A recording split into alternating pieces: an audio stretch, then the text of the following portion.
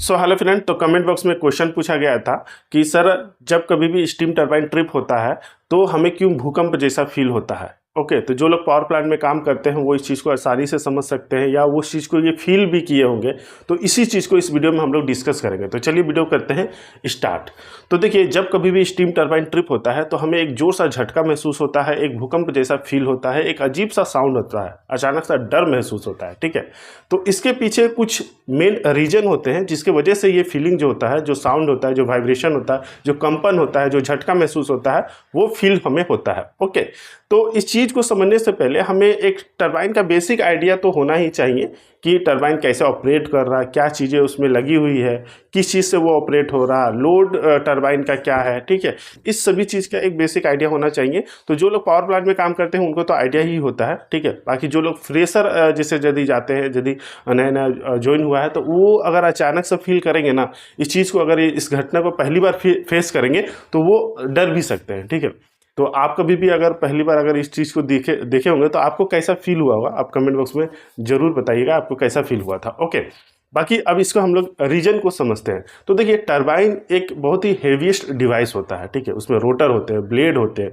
कुछ इस तरह का इंटरनल इसका डिजाइन होता है और नॉर्मल रनिंग कंडीशन में ये केसिंग से इसका ढका हुआ रहता है। ओके, तो जब नॉर्मल कंडीशन में ये रनिंग करता है तो ये बहुत ही हाई स्पीड में रनिंग करता है। इसका आरपीएम लगभग कहीं कहीं पे 3000 होता है, कहीं 6000 होता है, कहीं 7000 होता है, कहीं 9000 भी होता है। अलग अलग डिजाइनर के अनुसार या अलग अलग रिक्वायरमेंट के अनुसार अलग अलग प्लांटों में इसका आरपीएम होता है।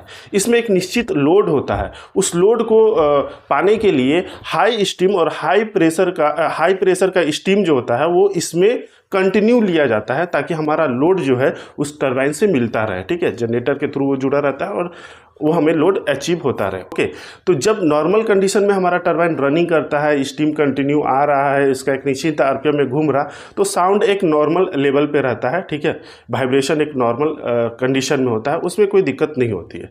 लेकिन जब कभी अगर अचानक से टरबाइन हमारा बंद हो जाता है किसी कारण से या ट्रिप हो जाता है तो एक जोर सा झटका महसूस होता है। तो अचानक से मान लीजिए कि हमारा टरबाइन 3000 आरपीएम में घूम रहा था और अचानक से किसी कारण से बंद हो गया, तो आरपीएम अब जीरो होने की कोशिश करेगा। तो ये जब वो जीरो होने की कोशिश करेगा तो वहां पर एक इनर्शिया फोर्स एक्ट कर जाता है। तो इस इनर्शिया फोर्स के कारण हमें एक बहुत ही जोर से झटका महसूस होता है, एक जोर से वाइब्रेशन, एक कंपन महसूस होता है, जिसके वजह से ये साउंड आता है, ये झटका फील होता है।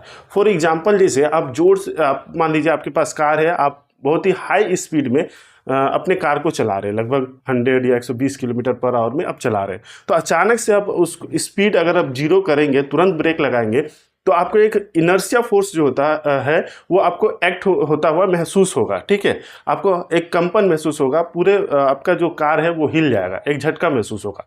तो ठीक उसी तरह जिस तरह से हमारा कार मोशन में था, अचानक से हमने उसको स्टैटिक फॉर्म में लाया, जिसकी वजह से वहाँ पे एक इनर्शिया फोर्स एक्ट हुआ और वाइब्रेशन और कंपन या एक झटका महसूस हुआ, ठीक उसी तरह टरबाइन उससे भी बहुत ज़्यादा हाई स्पीड में होता है।